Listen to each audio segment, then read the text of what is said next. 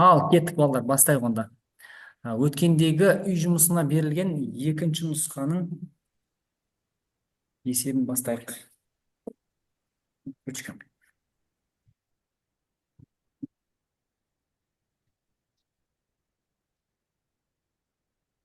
Демонстрация көрінді ма сендерге балдар? Ой. Жақсы, кеттік онда. Бүйтеді. Bir атомда екі газ, екі изохора және екі изобарадан тұрады дейді. Изохора В тең конст, мынау П тең конст.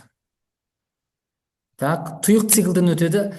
Цикл ішінде газдың ең үлкен қысымы ең кіші қысымнан 2 есе, ал ең үлкен көлем кіші көлемнен 4 есе үлкен дейді. Былай жазайық берілген бұның. Так, екі изохора, екі изобара. Так, ең үлкен қысым бастапқы қысымнан 2 есе үлкен дейді. Значит, мен не деп жазамын? П нолевой. 2 деп жазамыз. Ал көлеміміз бізде 4 есе үлкен екен В нолевой. Табу керек, пәкті сұрап жатыр. Негізі сәл қиындау есеп екен. Бұны былай шығарайық балдар. Міне ПВ графигін аламыз. Мына жаққа П қысым деп қойық, неға көлем деп қойық. Өткенде біз былай бастағанбыз, біз жоғары қарай бастағанбыз. Бұл жерде изохорадан басталып тұр екен, былай қарай кетеді екен. Бірінші, екінші, үшінші, төртінші.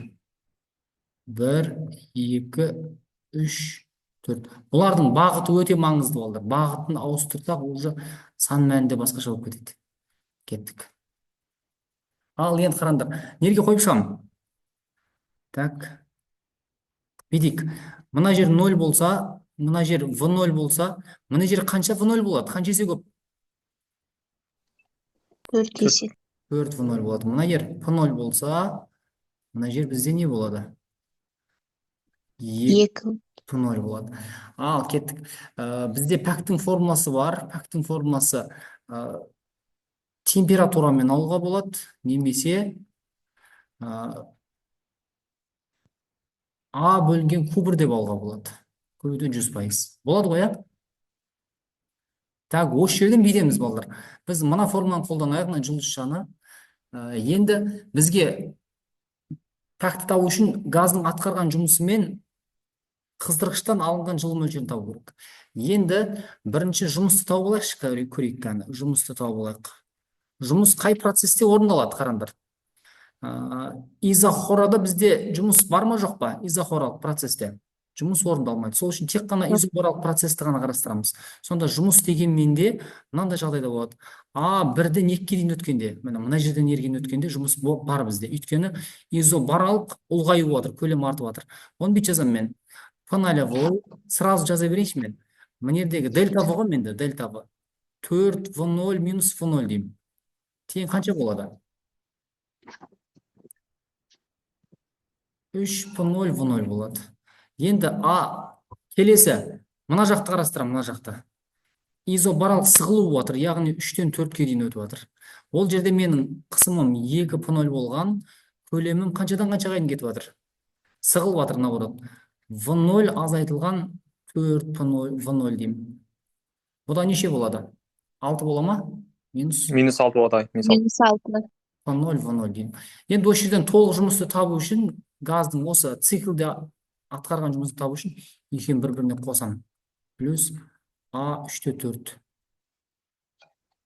Екеуін қоссам, менде А дегенім менде мынандай болады. 3 П0 В0 плюс минус 6 П0 В0. Сонда А дегенім общий шығады. Минус 3 П0 В0. Осының енді модулін ала береміз, балдар. Модулін алатын болсам, сонда А тең 3 П0 В0 болады. Сығылу кезінде көп жұмыс атқарған. Кеттік. Мынау мендегі бірінші формула болып тұра берсін. Мынау 1 болып тұр. Мынау 1 болсын, мынау 2 болсын. Жұмыс табылды. Екінші нені табамыз енді екінші? Екінші кеттік. Екінші қыздырғыштан алынған жылу мөлшерін табайық. Қыздырғыштан алынған жылу мөлшері Q. Бұл Q'ді біз бүйтіп табамыз, қараңдар. қыздырғыштан жылу мөлшері алынады. Бізде ПВТ-ның үшеуінің байланысқан мынандай формуласы бар. ПВТ тең конст деген. Бар ғой, иә? Сонда бізде температурамыз қысымға да тура пропорционал, көлемге де тура пропорционал. Сонда қыздырғыштан алынған жылу мөлшерін табу үшін біз тек қана температура артқан кезде ғана қарастырамыз. Сонда біздің куымыз мына бағытта болады. Міне, мына жерде ку 1 мен 2-ге дейін өткен кезде, және ку мына жерде 2-ден 3-ге дейін өткен кезде болып кетеді. Ал мына кезде уже салқындатқыш болып кетеді, температура төмендеген болады. Сол үшін Q1 2 мен Q2 3-ті табамын да, екеуін бір-біріне қоссам менде мына жалпы куым шығады менде. Так, мен мынаны сәл астына апарып қойып қояйын.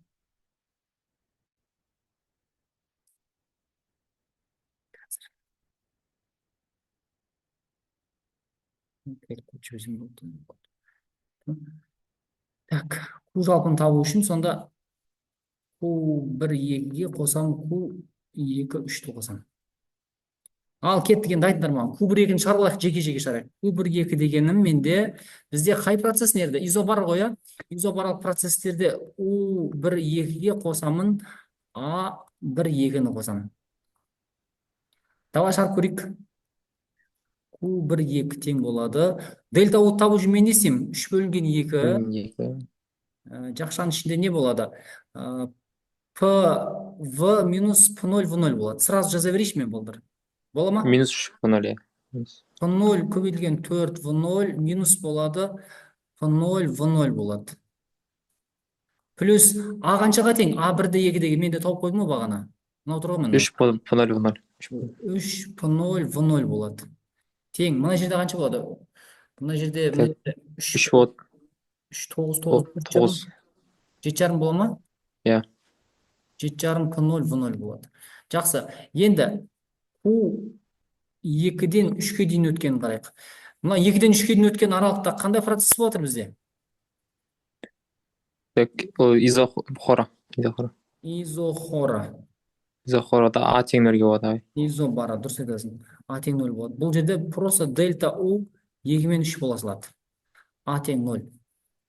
Так, кеттік. Q2 3. Так, қанша болады? 3 бөлінген 2 болады. Так, P-мыз жазайық.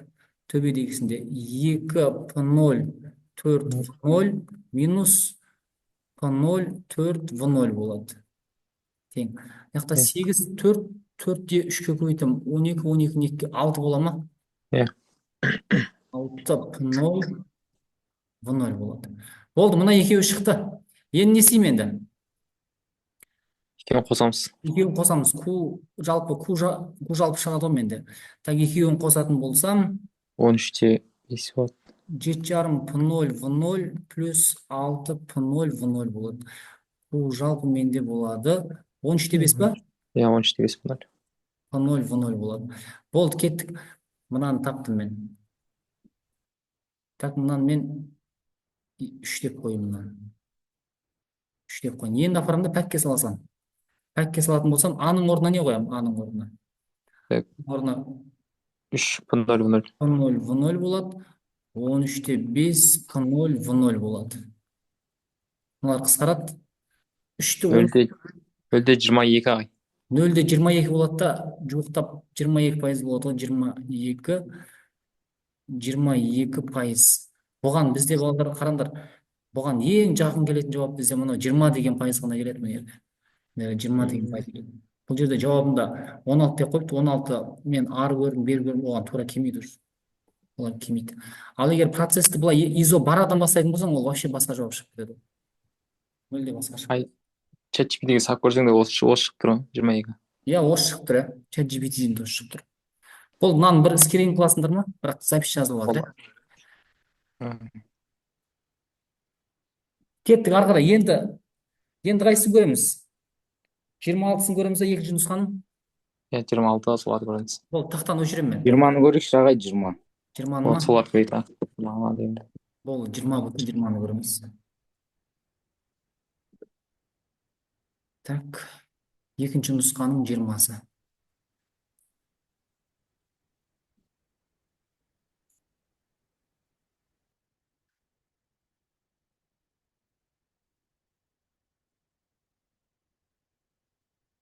Экран көріп тұр ма сендерге? иә. Кеттік. 20-ны аштым мен. Не дейді? Температурасы 10 градустағы суға минус 10 градустағы мұз салғанда жылулық тепе теңдігі орнады дейді. Алайда мұз ерімеген. Мұз массасының су массасына қатынасы дейді. Бұл жерде кәдімгі мынау тепе теңдік мына тетта ғой мынау. Осының формасын салсаңыз, так, температурасы Т1 судыңғы 10 градус болған, Т2 мұздыңғы минус 10 градус болған, теттамыз бізде 0 болыпты. Так, табу керек.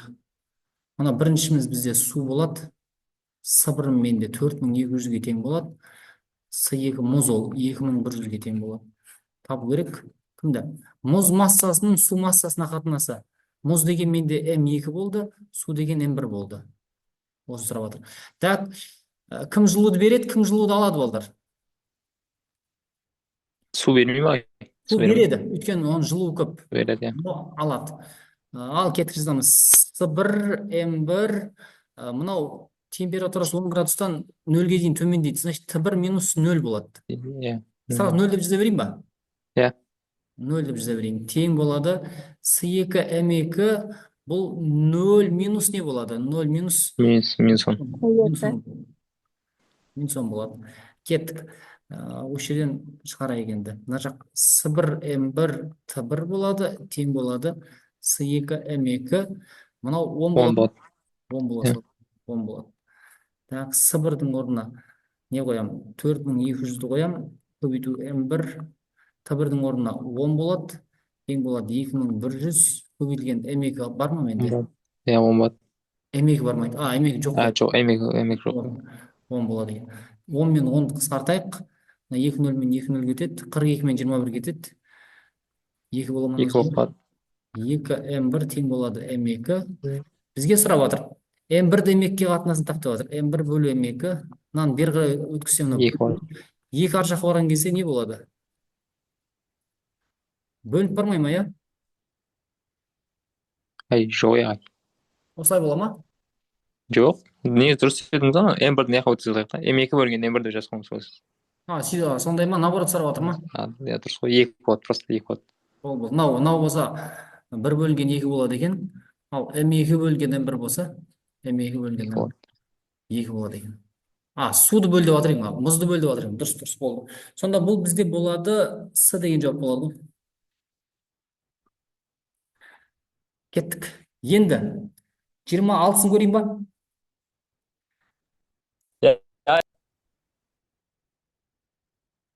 Так, 26-ны көрейік, кеттік.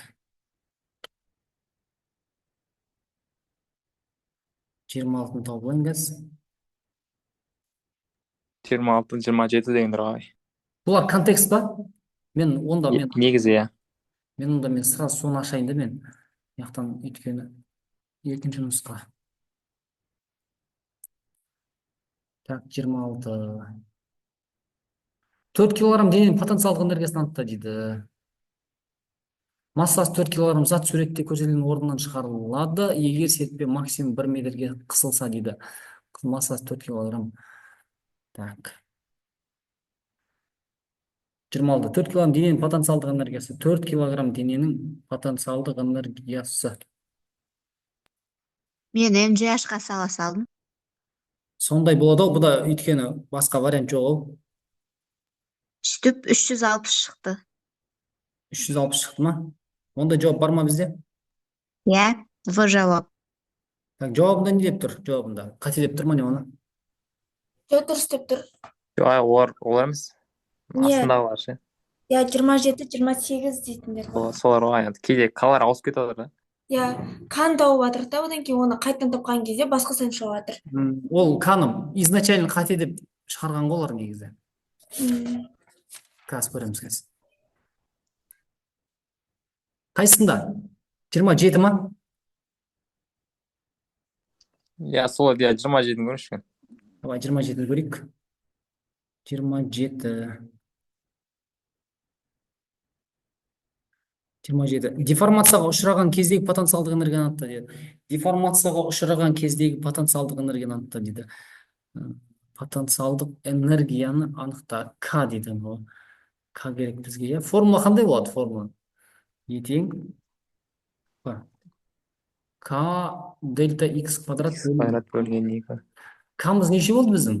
К'мыз берілген ба? К жоқ ағай, К жоқ. К жоқ па? Онда К'ны бүйтіп табамыз онда. Бізде былай еді ғой бағана. Төбеде mg h болып тұрған, ол сығылса К дельта X квадрат бөлу 2 болмай ма бізде? Иә, осыны салдым.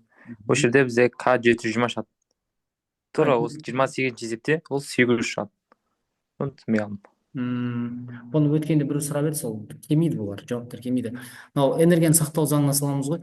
Массам 4 болады, анау 10 болады, h-қа 9-ды қойсам, К дейді, дельта X 1 метр емес пе бізде, иә?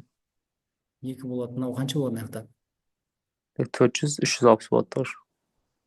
Ана жағында 360. К 360 бола ма?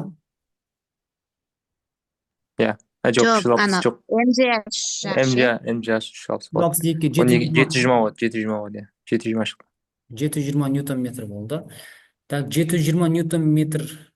Осымен шығарайық та енді, мынаны шығарып көрейік та енді. ЕП десек, К'мыз 720-ны көбейтеміз. Деформацияға ұшыраған кезде дейді.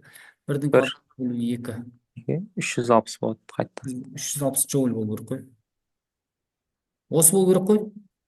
Ай, 28-ші, 28-ді 800 болып қалады.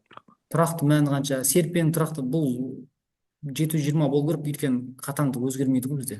Әсес қатаңдық өзгермейді ғой. Қатаңдық өзгермейді. Қатаңдық ол серпеннің материалын ауыстырмасаң ол өзгермеу керек. 720 ньютон метр деп жазасаңдар оны. Солай тұра берсін. Болды ай, әдем. Так, болды ма бұл нұсқа? Екінші нұсқа? Болды, әдем. Жарайды, жақсы. 24. 24-ті көрсейін ба? Иә. Жақсы. Так, 24 деген қайсы екен? Үйкеліссіз, бұны көрсету керек негізі. Нормальный есеп. Так, үйкеліссіз горизонталь дейді. Үйкеліссіз болса мю тең 0 болады. Горизонталь жолда массасы 10 килограмм затқа 50 ньютон күші әсер етеді. Осыған сәйкес үдеудің шамасы дейді. Так, 50 ньютон, М тең 10 килограмм, F тең 50 ньютон. Альфамыз 53 градус дейді. 53 градус. Табу керек үдеу. Қараңдар балдар, мына жерден дене былай қарай қозғалып жатыр. Оңға қарай, иә? Бүйтіп сала салайыншы, мен X өсімнен ала салайын. Мынау F деген күш денеге тура горизонталь бағытта әсер етіп тұрған жоқ, былай қарай мен. Альфа деген градуспен. Мына F-ті мынаған проекциялау керек қой, маған не істейтін едік біз балдар? Проекциялаған кезде, мынаны бүйтіп, проекциялаған кезде. Мынау Косинуспен көбейте салатын еді ғой. мына fx дегенім ол f көбейтілген косинус альфа десе, мына f деген күштің x өзінде проекциясы болады. Мынау осыған тең болады. Өйткені бұрышқа іргелес катеттің гипотенуза қатынасы косинусты береді. Осы жерден fx тапсам косинус альфа болады. Ал енді менде нені сұрап жатыр тағы да? Осы үдеудің шамасы дейді, үдеудің шамасы. Ньютонның екінші заңы бар, денеге күш әсер етсе, ол үдеумен қозғалады.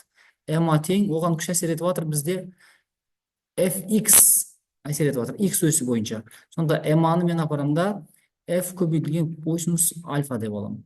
Осы жерден массам қанша менде? 10 килограмм, үдеу а болады, f 50 болады. Косинус 53 градуста шамасын беріп қойған жер менде. Ама? 0,6. Үдеуді табасыңдар қанша болады? 5, 33 бола ма? Қанша болады? 3 деген жоқ болады. Иә, 3. Болды, 3 болады. Жақсы, арға жүре берем. Басқа сұрақ бар ма мына нұсқадан? 33 ағай, 33. 33 па? Өшірем мынаны. Кеттік. 33 дейді.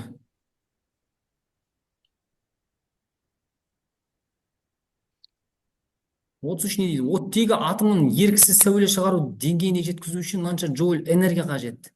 Түскен сәуленің толқын ұзындығы дейді. Толқын ұзындығы. Бұны бүйте саламыз, бұны заңғар. Формуласы. Е тең толқын ұзындыққа байланысты h-сы бөлінген лямбда деген формула бар бізде. Осы жерден лямбдадан немесе Е тең h ню деген екі формула бар. Мына біріншісінен мынаны қолданасың, екіншісінен мынаны қолданасың. Менде біріншісі ұзындыққа байланысты тұрып жатыр екен. Толқын ұзындық табатын болсам, мына жерден лямбдадан табамын. Ол кезде не болады? h-сы бөлінген Е болады. H деген планк тұрақтысы, С деген жарқын жылдамдық екеуінің көбейтіндісі бізде 19-89. 10-ның минус 34 дәрежесі. Е деген менде мынаған тең. 19-да 89. Ол да 1-ге тең ғой сонда, 89 10-ның минус 18 дәрежесі. 34-тен 18 алып тасташы қанша болады? 1 көбейтіп 10-ның 8 жүрсе болады. 1 көбейтіп 10-ның 8 бола ма? Мынау 26 ғой. 26 ғой, иә, 26. 26. Қысқарып кетеді деймін. Так, сонда 1 көбейтілген 10-ның 8 дәрежесі метр болады. Сонда мынау 1 болады. 1 болады. Екіншісі, жиілік табамыз. Мына формуладан табасың. Жиілікті. Жиілік тапсам, Е бөлінген H бола салады. 19-89, 10-ның минус 26-ны бөлемін 6-63, 10-ның минус 34-ке. Бөлесі H қанша болады? 3 көбейтіп 10-ның 16 дәрежесі. 3-ке бөлген 10-ның 16 дәрежесі мынау болады екен сонда. 10-ның 16 дәрежесі герц. Болды. Өшіре берем болдар. Бір скрин жасап алыңдар сендер. Сақтап болғанша мен бұны PDF күйінде жібере алмаймын мен. Бұны өйткені Zoom-ның несімен жазып жатырмын, комментарий ручкасымен жазып жатырмын. Кеттік ары қарай. Болды ма, жаба берейін ба мына нұсқаны? Иә. Кеттік, 3-ке кеттік онда. Так. 3-ші нұсқа.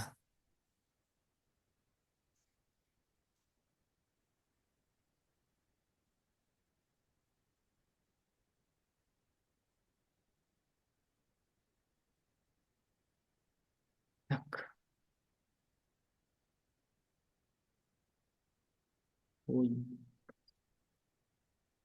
3-ші нұсқа деген не yapsın?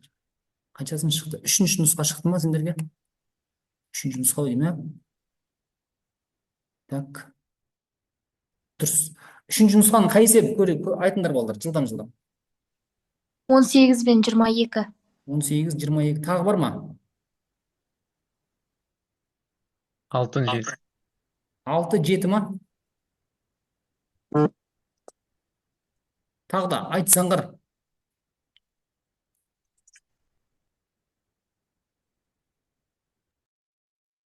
Кеттік. 6, 15, 15. Тағы қайсысы? 18, 22. 18, 22. 3-ші нұсқа, я? 39-да. 39. Жақсы. Кеттік, бастайық онда.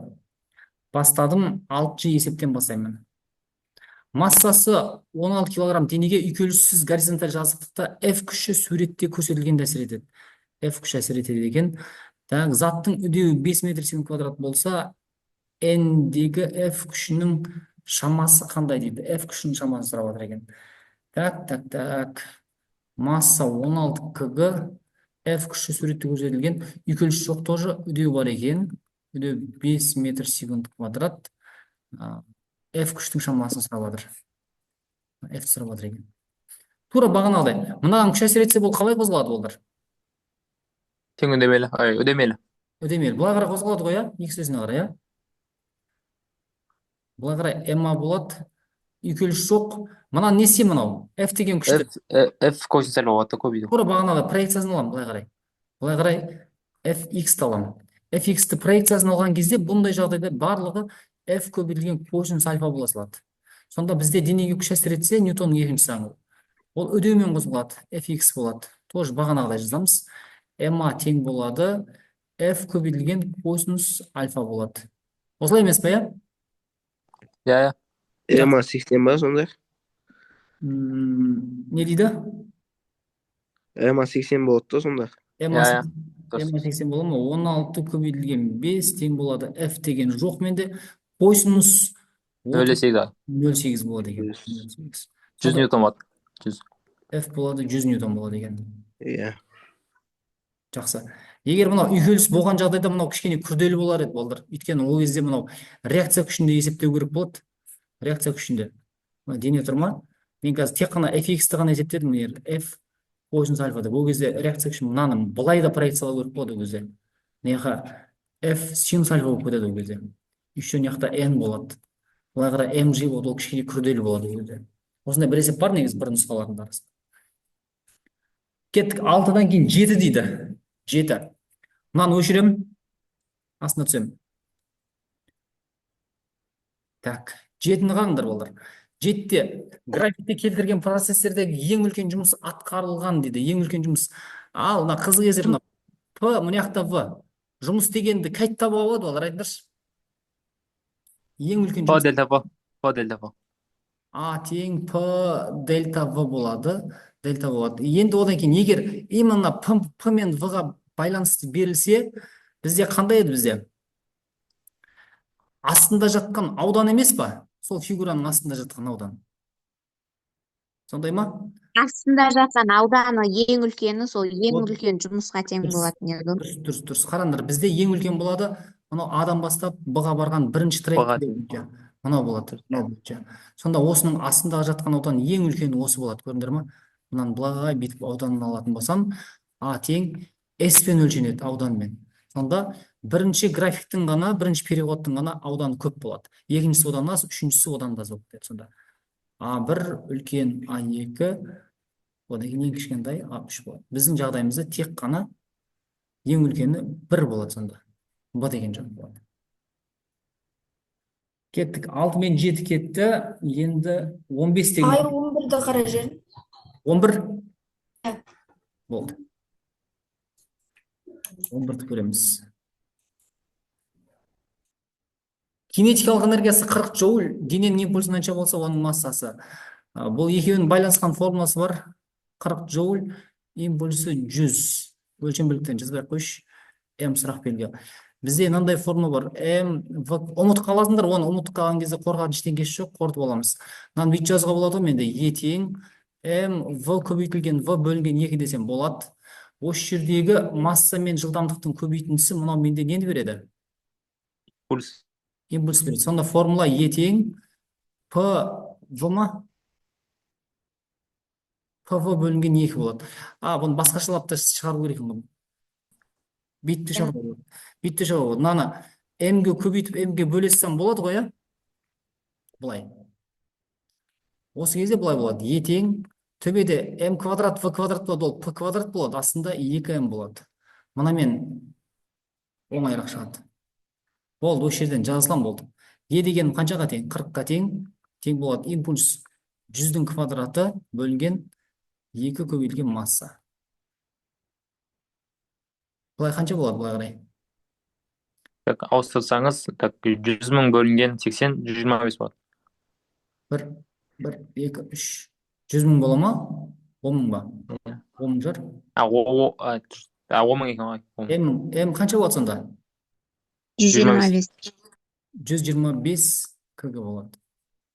Бұл Е деген жауабында тұр екен. Болды. Так, 11 кетті. 15 шығарамыз. 15 ыдыстағы газдың көлемі 2 есе кем, температурасы 2 есе артса қысым дейді. Бұл Менделеев клапейронның өзімен шығарамыз. ПВ бөлінген Т тең конст. Осы үшеуінің қатынасы өзгермеу керек. Так, көлем 2 есе кемісе ПВ Т деп қойын. Тең конст болу керек. Қараңдар. Көлем 2 есе кемісе көлемді 2-ге бөлемін. Көлемді 2-ге бөліп алам. Так, температурасы 2 есе артса, мынаны 2 есе көбейтемін. Қысым қалай өзгереді? Өзгермеу үшін қысым Есе артады. көлемге кері болады. Сонда 4 есе болады. Так. Мынау төмен қарай түсіп кетеді ғой. ПВ бөлінген 4 Т болып кетті ғой бізде. Дұрыс па? 4. Яғни мынау не есеп кетті мынау? Жалпы процесіміз бізде кеміп кетті. Сонда мынау өзгеріссіз қалу үшін 4 есе арту керек. Дұрыс па? Иә. 4 есе арту керек. Болды. Кеттік. 15 кетті. 18-ді көреді екенбіз. 18.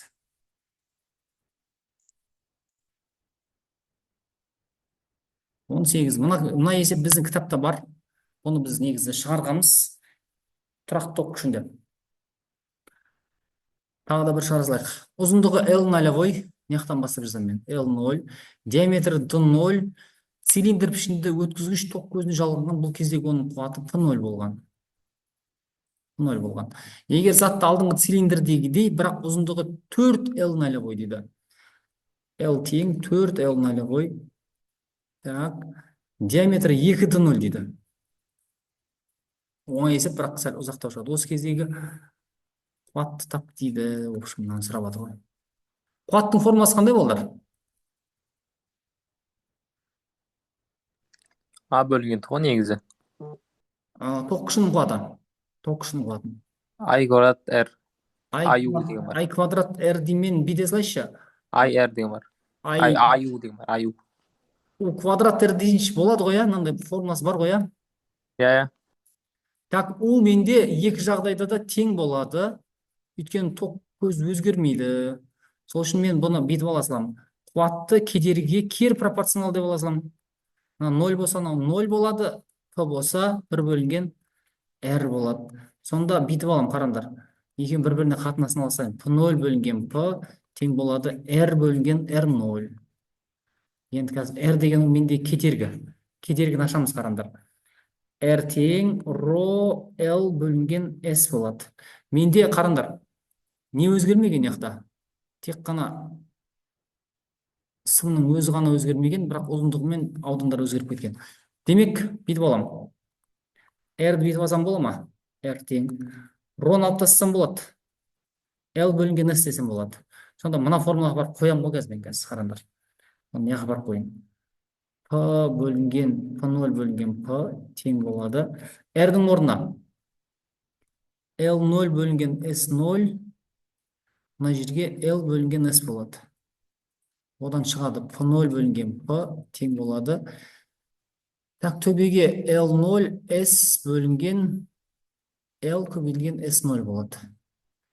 Енді диаметр мен аудан бір-біріне тәуелді ма? Иә. Былай болады. Диаметр мен S-ті бір-біріне тура пропорционал дейміз, бірақ квадратына. Мына формуланы тағы да жазамын. P0 бөлінген P тең болады L0. S-тің орнына D0 квадрат бөлінген L бөлінген D, D0 емес әшінесі болады. D0 квадратмен. Енді апарамда ана сандарын, берілгендегі сандарын қойып, қысқартып жауабын алсам болды. Кеттік. P0 бөлінген P тең болады. L0-дің орнына өзін жазамын. D-ның орнына мен қаншаны бар қоямын? 2D0-дің квадраты. 2D0 квадрат. L-ге қаншаны апарамын? 4L0. 4L0 D0-ге өзін. Төбеде не қалады сонда, балдар? Төбеде L0 кетеді, D-ның квадраттары кетеді. 2-ның квадраты қанша болады? 2-ның квадраты 4 пен 4 1. 4-те 4 болады, тең P0 бөлінген P. Сонда бір-біріне тең болып болады сонда. Өзгермейді ешбір. Ештеңе өзгермейді. Жауабы бір-біріне тең болады. А деген жауап болады.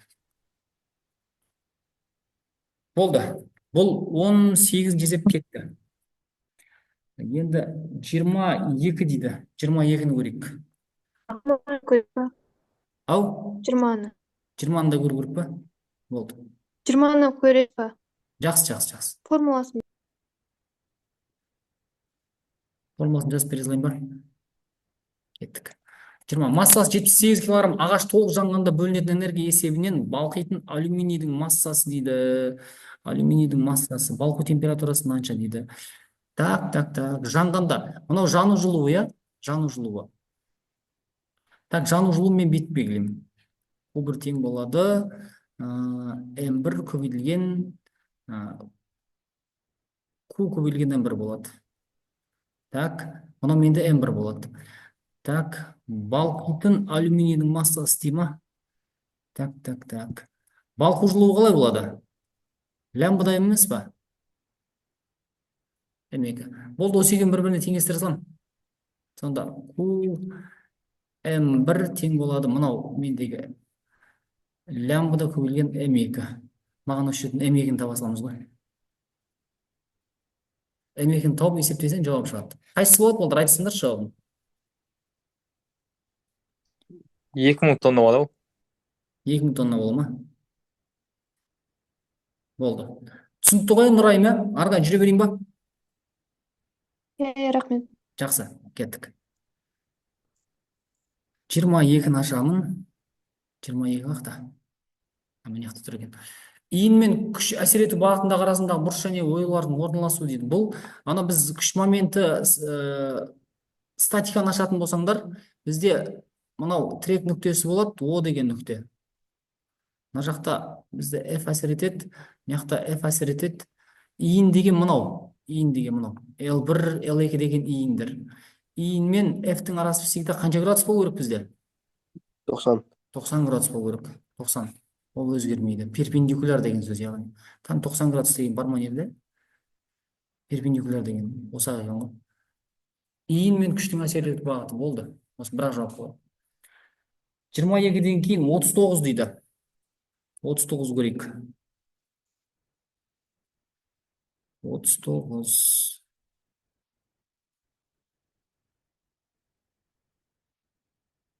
О, мынау жақсы есеп негізі. Ғинаят шыққан ба бұл есеп? иә шықты ғой. Так, массасы 20 килограмм, жылдамдығы 500 метр секунд снаряд дейді. Так, М1 20 килограмм, В1 500 метр секунд. Горизонтқа 60 градус жасай ұшты дейді. 60 градуспен ұшқан. Массасы 600 килограмм зеңбіректің, М2 600 килограмм зеңбіректің жылдамдығын сұрап жатыр. Бұл мынандай болды, қараңдар. Зеңбірек деген оқ ататын. Мынандай емес пе, иә? Мынандай дөңгелегі бар. Бұлар пушка ғой, шын. Пушка. Мынадан оқ шығады, ұшады. Кетті. Так, мынау X өсі, мынау X өсі деп есептейін. Оқ атылған кезде зеңбірек қай қарай кетеді балдар? артқа. Артқа қарай кетеді. Мынау оқтың мынау. Мынау оқтың импульсі мен P1 деп алайын. Ал зеңбірегім дәл осы моментте ол артқа қарай кетеді міне. Мынау P2 болады. Менде P1 мен P2 тең болу керек еді, бірақ менде ол альфа бұрыш жасаған. Альфа бұрыш жасаса P1 X-тігі айтты боламайтындар. Тура бағанағыдай. Қосымша болады. Дұрыс айтасыз міне. Мынау менде P1 X болады. P1 X. Менде P1 X-ін табылатын болсам бағанағыдай тура. P1 көбейтілген косинус альфа болады. Сонда енді мен теңестірем, импульсі сақталу заңы бойынша менде P1 X пен P2 бір-біріне тең болу керек. Соны теңестірген кезде бұны Иә, P1-дің орнына мен не қоямын? P1 X-ның орнына. Так, мынаның орнына P1 косинус альфа, P2. P1-дің орнына M1 V1 косинус 60 градус. M2 V2 дұрыс. Осы жерде мен кім тауып отырмын өзі? Не тауып отырмын? V2-ні тауып отырмын ба? Екі. V2-ні табатын болсам, болды. M1 20, 500, косинус 60 градустан 0,5-ке тең, бөлінген 600. 8-3 болады. 8-3 шығады. 8-3 метр секунд. Болды. А деген жауап болады екен. Болды ма? Үшінші нұсқа бітті ма? Мынау 40 керек емес пе 40? Жоқ, шықты ол. Шықты ол ағай. Тайм формула. Жақсы. Кеттік, өшірем онда. Бір скрин жасап алыңдар. Кеттік. 4-ші нұсқадан айтыңдар балдар. 6-шысы. Қазір мен мынаны. 4-ші нұсқадан 6 және қанша? Контекст есептерін соңғы жағы ашпай қалды ғой. Контекст деп жазамын. Одан басқа? Анда спектр түрлері деген. Спектр түрлері 36. ма? Бірақ біздің теория дәптерде спектр түрлері жазылмаған. Спектр, жолақ спектр, сызықтық спектр, тұтас спектр деген үшеу бар еді ғой. Жоқ, біз жазып алғанбыз, соны теориямызда тәрпадымыз оны. Қалып кеткен ол, значит. Так, 39-ның жауабымен келмей қалды, бірақ формула жазсам 39 шықпады. 39 ба? Алтынай, сұрақ бар ма, Алтынай?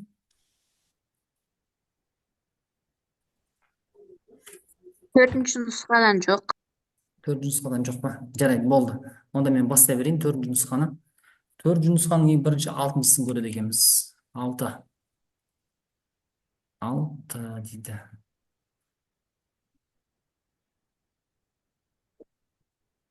Көрініп тұр ғой, иә? Иә. Бастадық. 6-шы есеп. Қалыпты жағдайдағы 44,8 метр куб көлемін алатын газдың зат мөлшерін тап дейді. Зат мөлшері биде жасамаймыз ба? Папа тең Нью-Йоркқа салмаймыз ба? Сондай ма? Иә, сонымен шығады ғой. Қалыпты жағдай көлемі. Мынау енді қалыпты жағдай болған кезде мынаның барлығы алып жатады ғой, так болды. Осы жерден таба саласыңдар. Нью тең пв бөлінген рт. Қанша шығады айтасыңдаршы? 2000 болады ғой. 2000 2000 2000 мол болады екен. Жауабы А болады. Кеттік. Контекстті ашамыз. Контекстке кеттім мен. 26 ма? Контекст деген. Ойбай. Ортасына жауаптар кетіп қапты. 26 деген қаяқта. Так, 26-ны шығару үшін бірінші оның басын тауып алайық. Басын таба мін басы екен. Так, топ 80 метр биіктіктен ғимараттың төбесінен көлденеңінен 10 метр секундтан лақтырылды. Так, горизонтпен лақтырды, иә. 27-ге дейін шықты, осы 28-ден бастап ол. 28, 29. Так. Ашын менде 80. Мынаны бір скрин жасап алыңдаршы, мен қазір ана кетіп қалған кезде беті сақталмай қалады екен. Так. Ашы 80 метр, В0 10 екен. X сұрап жатыр. Жақсы. Доптың құлау уақытын қайттыңдар? 26-тан бастап көрсете берейін ба? Ағай, түбірасына екаш бөлінген жеге салдым. Бөлінген Т дегенге салам. 4 секунд болады. Болды. Т деген былай лақтырсаң да, ол былай еркін түссе де бірдей уақытта түспей ме ол, Иә. Дұрыс. H тең GT квадрат бөлінген 2. Т тең 2 H бөлінген G түбіртасында. Қанша болады? Айтсаңдар. 4 секунд. 4 секунд болады. Жақсы. Ғимарат іргесінен доптың жерге тиетін қашықтығы дейді. Так, Осыған қоя саламыз, БТ деп. SX тең VX көбейтілген Т дей саласың, иә. Содан 40 метр шығады. 40 метр бола ма? Иә. 40 метр. Доптың жерге тиген кездегі жылдамдығы. Тиген кездегі жылдамдығын табу үшін біз бүйтеміз. В дегенім VX-тің иә, түбірасымен шығарамыз.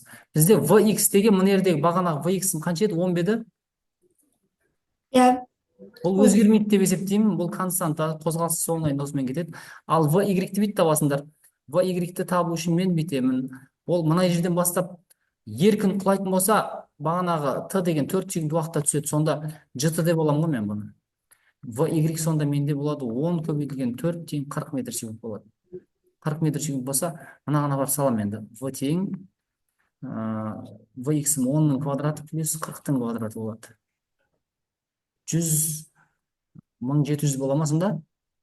Жоқтап. Қанша болады? 41 болады.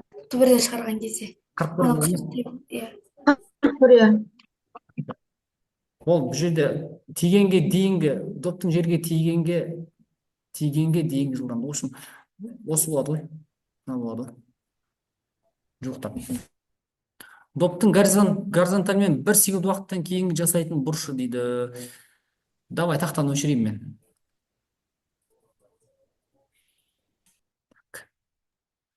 Горизонтпен жасайтын бұрышы дейді. 1 секундта. Так, былай алайық. Так, былай қарай кетті. Примерно бір мына жерге келді деп есептейікші. Домыз. Так, бұл жерге келетін болса, горизонтпен жасайтын бұрышы. Горизонт деген мынау болады. Енді мынау болатын болса, так, мына жердегі жылдамдық В болады. Былай аласайын да мен бүйтіп. Мынау VY болады. Мынау, в общем, мындай 3 бұрыш болды менде. Нердегі бұрыш табым керек па мен? Нердегі бұрышта. Бұл вертикальмен болады. Горизонтпен деген. Осын таба берші мен қазір.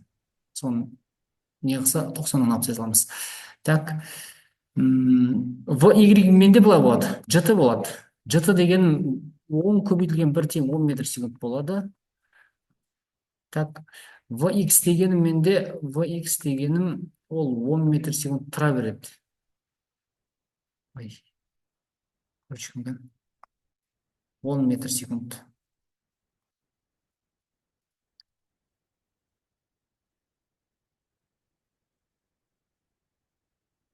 Тұратыр қазір мен мынауын жазбай қалдым.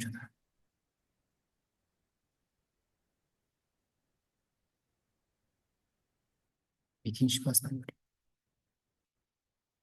Демонстрация көрініп тұр ма балдар?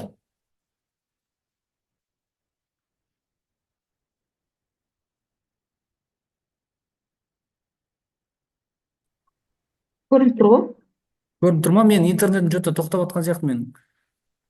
Жоқ, көрініп тұрған жоқ ағай. Көрініп Ай, көрініп тұрған жоқ, ай. Маған көрініп тұр. Көрініп тұр негізі. Сәл қатып қалып айтып сөйлеген кезде. Иә, Сол қатып жатыр. интернет неустойчиво деп шығып жатыр маған қайта. Так. Көрініп тұрған жоқ бізде. Так. Жоқ болып кетті ғой. Болды, аштым ғой. Көрінбей қалды. Болды, шықты, Иә, шықты. Арсынбай. Иә, болды, көрінді. Болды ма? Кеттік. Болды, ағай, негізі дұрыс шығарып жатсыз. Мынау ручкам жазбай қалып отыр ғой менің. Қазір.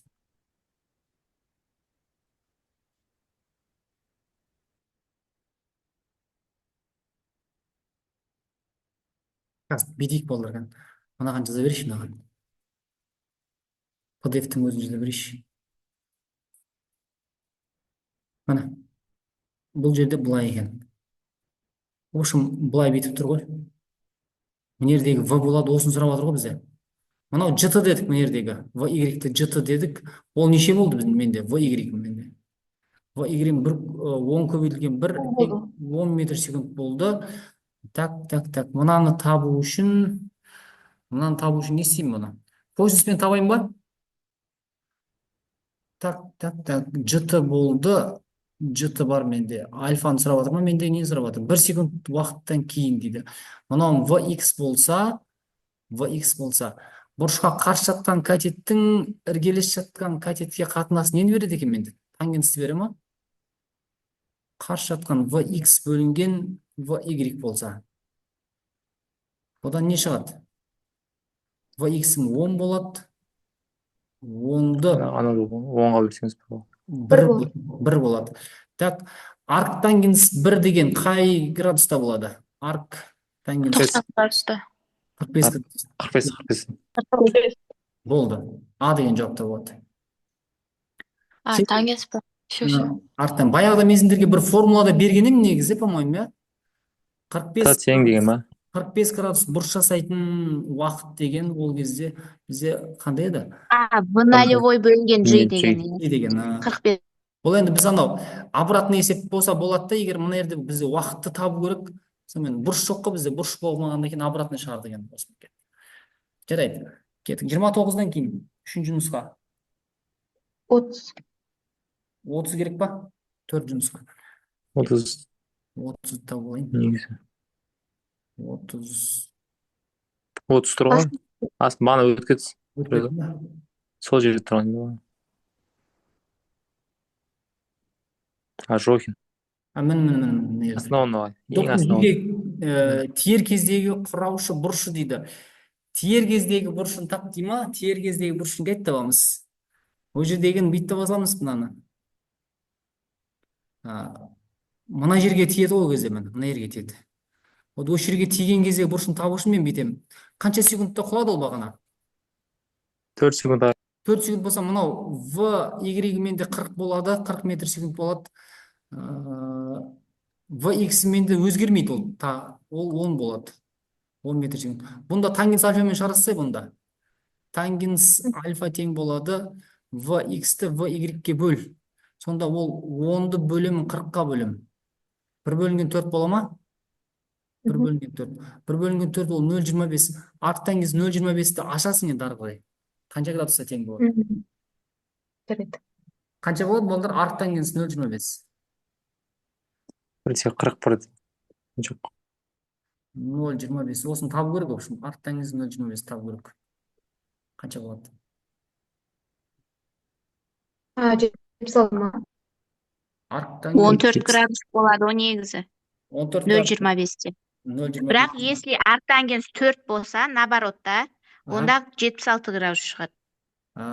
Тангенс дегенім бұрышқа қарсы жатқан катеттің Иіле жатқан катет.